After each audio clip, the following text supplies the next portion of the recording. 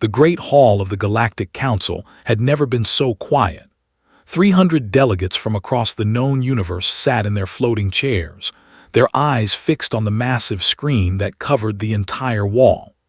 Ambassador of the Dominion stood at the center podium, his 4 arms moving nervously as he brought up the tactical display. 12 red dots appeared on the screen, moving slowly toward a small blue planet at the edge of an unremarkable galaxy. "The Empire has begun its invasion," announced. His voice echoed through the silent chamber. "Target the 3rd planet of this solar system. The natives call it Earth." A low murmur spread through the assembly. Everyone knew what this meant. They were the most feared warriors in the known universe. They had conquered 47 worlds in the last 1,000 years. No species had ever survived their attacks. Their bioarmor made them almost impossible to kill. Their weapons could turn entire continents into ash and glass within hours. The oldest member of the assembly slowly rose from her seat. Her gray scales caught the light as she moved. She had served on the council for 200 years. She had seen many species disappear from the universe. "What do we know about these humans?" she asked. Pulled up another display. Images of Earth appeared on the screen. Blue oceans, green forests, cities that glittered at night with millions of tiny lights. "They are a young species," he explained. "They have existed for only a few 100,000 years. Their civilization is primitive by our standards. They have basic nuclear technology, simple computers, and crude spacecraft that can barely reach their own moon." "No energy shields?" asked a delegate from the back. "None. Faster than light travel. They don't even know it's possible." The chamber fell silent again. Everyone understood what this meant. The humans had no chance. They were like children facing an army of giants. A young delegate stood up. Her name was, and she came from a peaceful world that had joined the council only 50 years ago. Her species believed in helping others. "Should we warn them?" she asked. "Perhaps we could send a message, tell them what is coming, give them time to prepare." Shook his head sadly. "To what end? The humans have nothing that can stop them. Warning them would only cause panic. They would spend their final days in fear instead of peace." "But surely we must do something," insisted. "We cannot simply watch an entire species die." Raised her hand for silence. The chamber obeyed. When spoke, everyone listened. "Young delegate," she said gently, "I understand your feelings. I once felt the same way. But the council learned long ago that we cannot save everyone. They are too powerful. If we interfere, they will turn their attention to us. Billions of lives across hundreds of worlds would be at risk." She paused, letting her words sink in. "We must think of the greater good. The humans number only 8 billion. Our alliance protects trillions. We cannot risk trillions to save billions." Wanted to argue, but she knew was right. The math was simple and cruel. 8 billion lives were not worth trillions. She sat down slowly, her heart heavy with grief. Ambassador cleared his throat. "I move that we adopt an observation-only protocol. We will document the invasion. We will record what happens to humanity.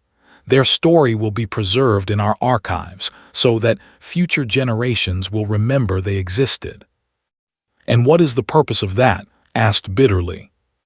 "Memory," replied softly. "It is all we can offer them, the knowledge that they will not be forgotten." The vote was called. 300 delegates raised their hands. The decision was unanimous. The Galactic Council would watch Earth die, and they would do nothing to stop it.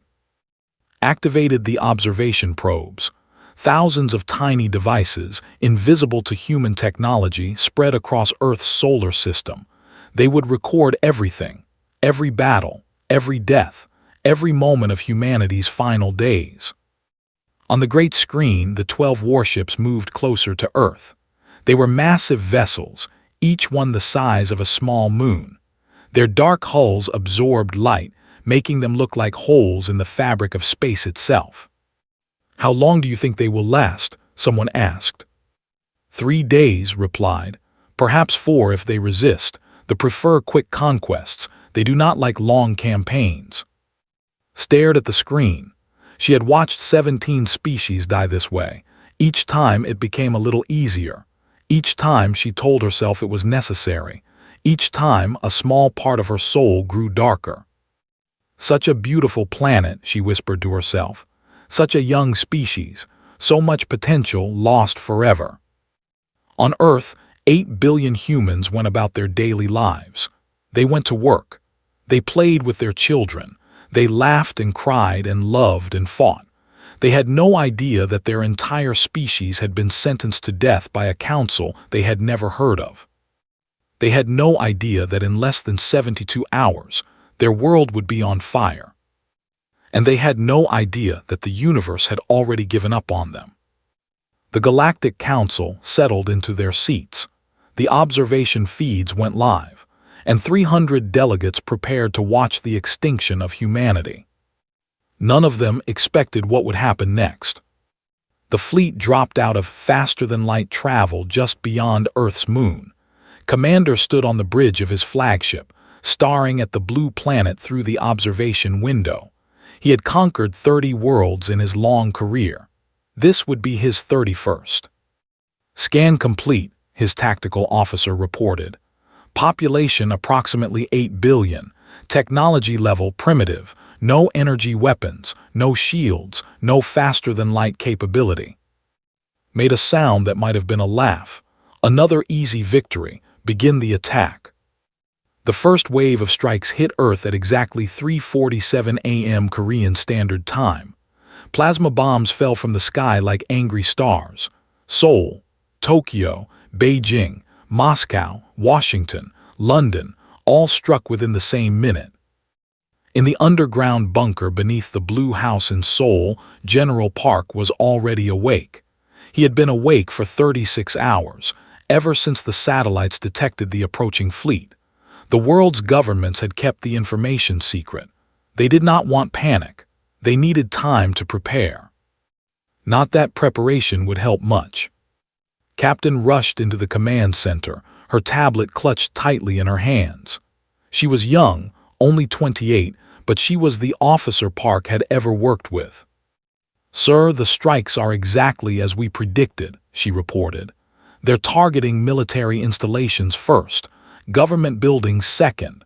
They want to break our command structure." Park nodded slowly. Casualties. Early estimates suggest 200,000 in the first wave. The number will rise. Park closed his eyes for a moment. 200,000 people, gone in seconds, and this was only the beginning. "Show me the enemy ships," he ordered. The main screen flickered to life. 12 massive vessels hung in orbit above Earth. They were enormous, each one capable of carrying thousands of soldiers. Their weapons could reduce cities to rubble in minutes. "We have nothing that can touch them," Park said quietly. It was not a complaint. It was simply a fact. "No, sir," agreed, "but we have something else." She pulled up a file on her tablet. The label read, Project Prometheus. Park had heard rumors about this program. Secret research, hidden laboratories, scientists working on technologies that officially did not exist. "Tell me," he said. Took a deep breath. "For the past 20 years we have been preparing for this. Not this exactly, but something like it. Our scientists knew that sooner or later we would face a threat we could not defeat with conventional weapons." "And what did they create?" "Not weapons, sir. Not yet, but they created knowledge. They studied every possibility. They built models of alien technologies based on physics we barely understand, and they prepared plans." On the screen above them, another wave of plasma bombs fell on Earth. More cities burned. More people died. "What kind of plans?" Park asked. "The kind that require sacrifice," replied. "The kind that might not work. The kind that will cost us millions of lives even if they succeed." Park was silent for a long moment. Outside the bunker, he could hear distant explosions. They had begun landing troops. Their soldiers would be spreading across the planet, killing anyone who resisted. "We have no choice," he finally said. "Show me everything." Nodded and began her briefing. Meanwhile, in orbit, Commander watched the destruction with satisfaction. The humans were reacting exactly as expected. Their armies were mobilizing. Their aircraft were taking off. Their missiles were launching. None of it mattered.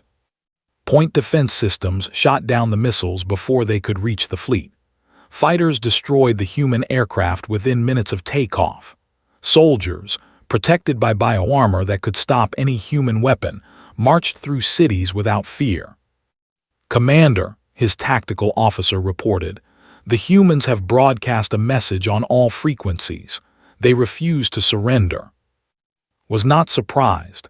Many species refused to surrender at first. They always changed their minds eventually. "Continue the attack," he ordered. "Double the strikes on their military facilities. Show them what resistance costs." More plasma bombs fell.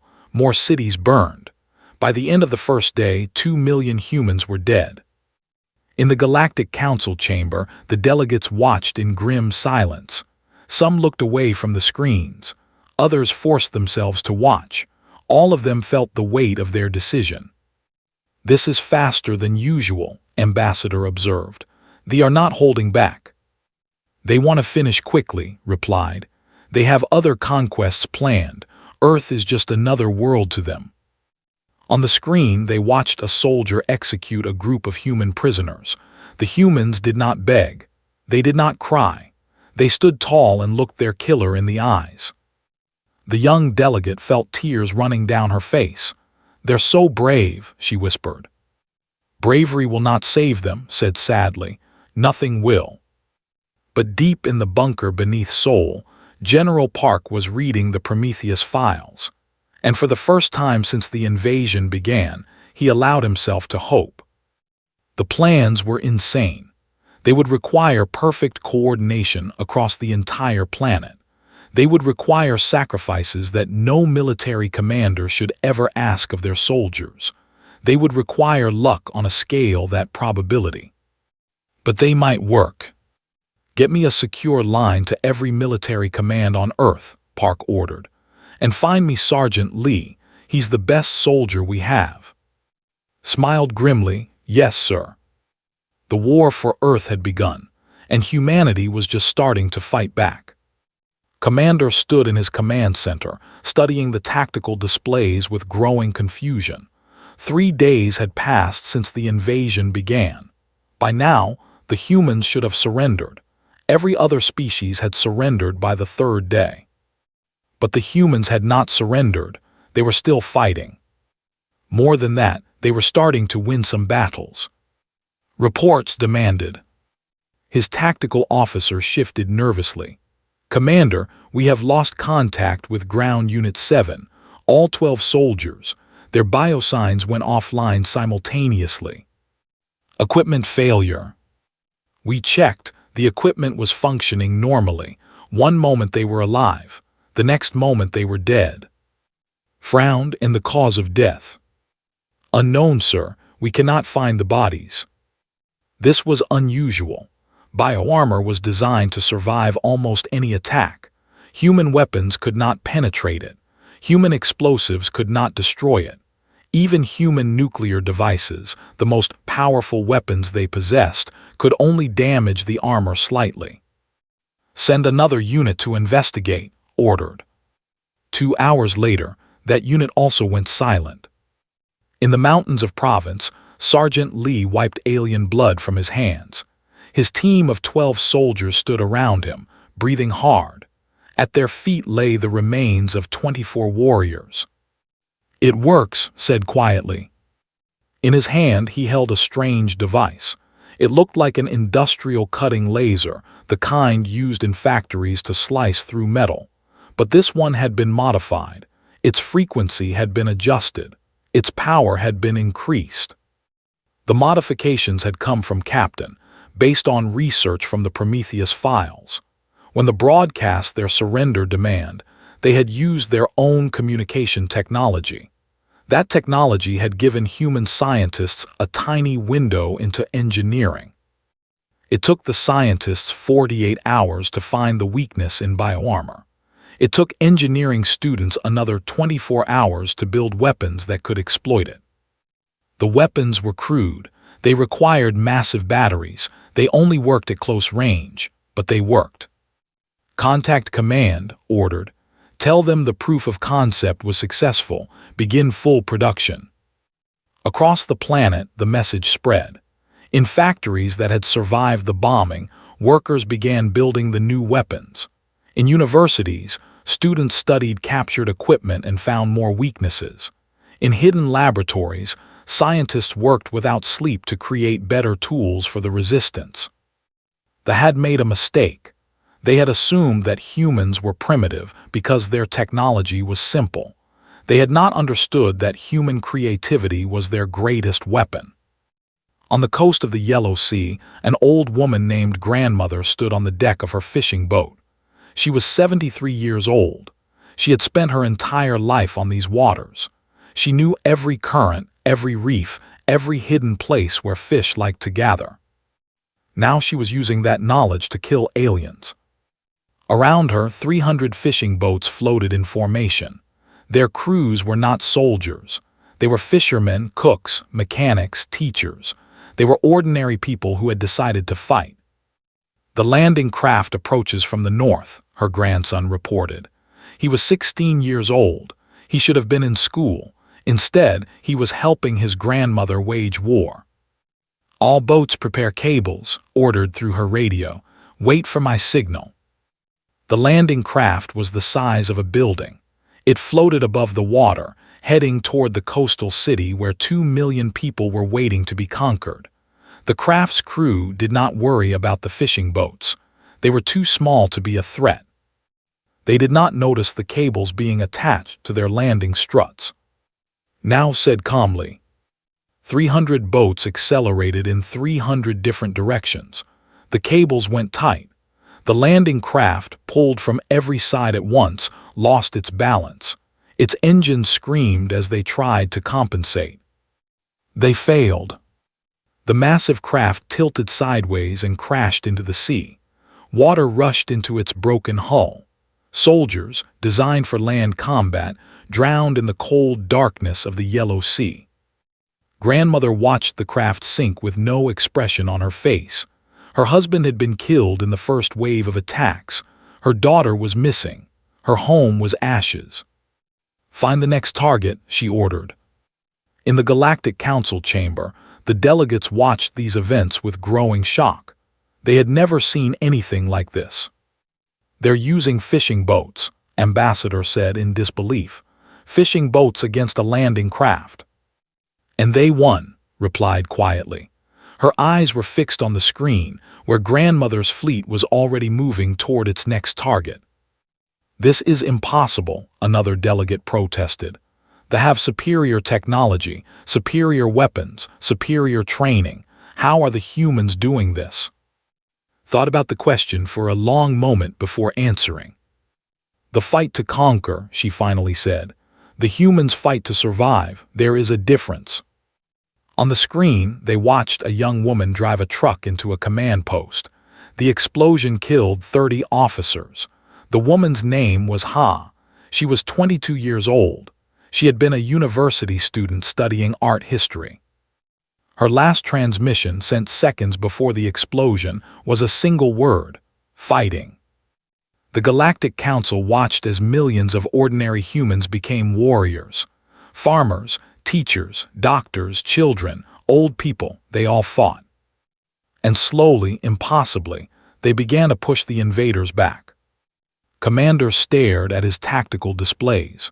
For the first time in his career, he felt something he had never felt before. Fear. 3 months into the invasion, Commander sent a message to the High Command. It was the first time in his career he had ever asked for help. "Request immediate reinforcements," the message read. "Human resistance exceeds all projections. Current forces insufficient to achieve conquest objectives. Recommend additional fleet deployment." The response came within hours. It was short and cold. Request: a single primitive world does not require reinforcements. Complete your mission or face replacement. Read the message 3 times. The High Command did not understand. They were not here. They were not watching their soldiers die by the hundreds every day. They were not facing an enemy that simply refused to stop fighting. In the war room beneath Seoul, General Park studied the latest intelligence reports. His face was tired. He had not slept more than 4 hours in any single night since the invasion began. His hair had turned gray. His hands sometimes shook. But his eyes were sharp, and his mind was still working. "Give me the numbers," he ordered. Major, recently promoted after her success with the weapon program, pulled up the data on the main screen. Enemy casualties, approximately 2,000 confirmed kills. Our casualties, 12 million dead, another 20 million wounded.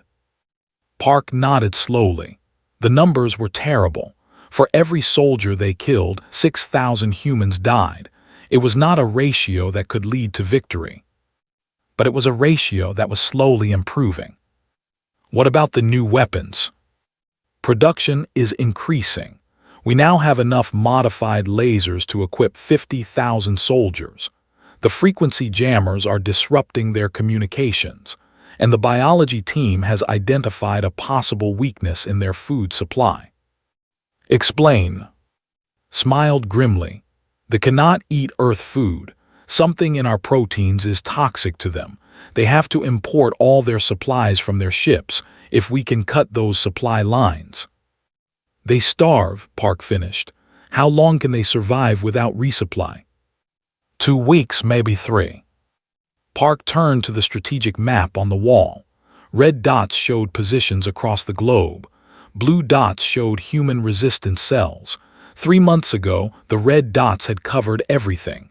Now there were gaps, areas where humans had pushed the invaders back. "We need to hit their supply ships," Park said. "Can we reach orbit?" "Not with conventional rockets. They shoot them down before they leave the atmosphere." "Then we need something unconventional." Pulled up another file. Doctor has been working on something. She calls it Project Icarus. It's not ready yet, but if we can give her another month. "She has 2 weeks, Park said. "Tell her to make it work." On the front lines, Sergeant Lee led his team through the ruins of what had once been. The city was destroyed. Buildings had collapsed into mountains of rubble. Streets had become rivers of debris. But somewhere in this destruction, a supply convoy was moving. His team had grown since the early days. He now commanded 200 soldiers, all trained in the new weapons and tactics. They moved through the ruins like ghosts, invisible to sensors. "Contact," his scout reported. 12 supply trucks, escort of 40 soldiers. Studied the situation. 40 against 200 humans. In a straight fight that would win easily. Their armor was still superior. Their weapons were still more powerful. But was not planning a straight fight. Teams 1 through 5 set up on the rooftops. Teams 6 through 10 prepare the ground traps. Everyone else get ready to run. The plan was simple. Draw the into a kill zone. Hit them from every direction. Then disappear before they could respond. It was not honorable. It was not fair, but it worked. 20 minutes later, 12 supply trucks were burning. 38 soldiers were dead. Had lost 23 of his own people. He knelt beside one of them, a young woman named Bay. She had been a nurse before the war. She had joined the resistance after watching the execute patients in her hospital. "Tell my mother I was brave," she whispered. Then she closed her eyes and was gone. Stood slowly. His face showed no emotion, but inside something hard and cold was growing. Revenge. Not the hot revenge of anger, but the cold revenge of determination. "We move in 5 minutes," he told his remaining soldiers. "There are more convoys coming." In the Galactic Council chamber, the mood had shifted. 3 months ago, the delegates had been watching a slaughter. Now, they were watching something else entirely. The humans have destroyed 40% of the ground forces, Ambassador reported. His voice was uncertain. He did not understand what he was seeing. That's not possible, a delegate protested. They have no advanced technology, no proper military training. How are they doing this? Had been silent for weeks, just watching. Now she finally spoke. I have been thinking about that question, she said slowly, and I believe I have found the answer. The chamber fell silent. The conquer species that behave rationally, continued. Species that calculate their chances of victory and surrender when those chances become too low. Species that value survival above all else. She paused, looking at the screen where human soldiers were preparing another ambush. Humans do not behave rationally. They do not calculate their chances. They fight even when victory is impossible. They die even when surrender would save them. They sacrifice themselves for strangers. They attack enemies they cannot defeat. She shook her head slowly. They have never faced an enemy like this. They do not know how to fight an enemy that does not care about dying, and I do not think they can win against such an enemy. The chamber erupted in anxious whispers. If was right, everything the council believed about the balance of power in the galaxy was wrong. Commander, alone in his command center, reached the same conclusion. He had lost 4,000 soldiers. His supply lines were being cut. His ground forces were trapped in hostile territory. For the first time in history, a commander began planning a retreat. 6 months after the invasion began, the fleet turned away from Earth and jumped to faster-than-light speed. They did not announce their departure. They did not offer terms. They simply left. Commander was not on the flagship when it retreated. He had died 2 weeks earlier, killed by a bomb hidden in what appeared to be an abandoned building. The bomb had been placed by a 12-year-old boy named Minyu, whose entire family had been killed in the first wave of attacks. Minyu had survived the explosion. He was now living in a refugee camp, being raised by a community of survivors. He rarely spoke, but sometimes, late at night, he smiled. Across Earth, the news spread slowly. At first, no one believed it. They were invincible. They never retreated. They always won. But the skis were empty. The ships were gone. The soldiers had been evacuated. Earth had survived. In the bunker beneath Seoul, General Park received the confirmation from his scouts. He sat down heavily in his chair and put his head in his hands. Major stood beside him, her own eyes wet with tears she refused to let fall.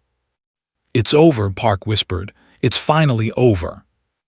But he knew it was not really over. 40 million people were dead. Entire cities had been destroyed. The world economy had collapsed. It would take decades to rebuild, maybe longer. And they would come back. Everyone knew they would come back. This was not a victory. This was a pause. "What do we do now?" asked. Park raised his head. Despite everything, there was a small smile on his face. "We prepare," he said. "We build, we get stronger, and the next time they come, we will be ready." Doctor stood in her laboratory, surrounded by pieces of captured technology. She had not slept in 3 days. Her hair was tangled. Her clothes were stained with grease and coffee. But her eyes were bright with excitement. "It works," she told her exhausted team. "The drive core is compatible with our engineering. We can modify it. We can improve it." She pointed to a screen filled with calculations. "Faster-than-light travel in 3 years, maybe 2, and once we have that, we can start building our own fleet." Her team cheered weakly. They were too tired for real celebration, but they understood what this meant. Humanity was no longer trapped on a single world. Humanity was going to reach the stars. And when they got there, they would remember who had tried to destroy them. In the Galactic Council chamber, the mood was very different. The delegates sat in stunned silence, staring at the empty space where the fleet had been. "This is unprecedented," Ambassador said. His voice was barely a whisper. In 10,000 years of recorded history, they have never retreated from a target world. Never. They lost 4,000 soldiers, another delegate reported. More casualties than their previous 30 conquests combined. And the humans asked. 40 million dead, countless wounded, massive infrastructure damage.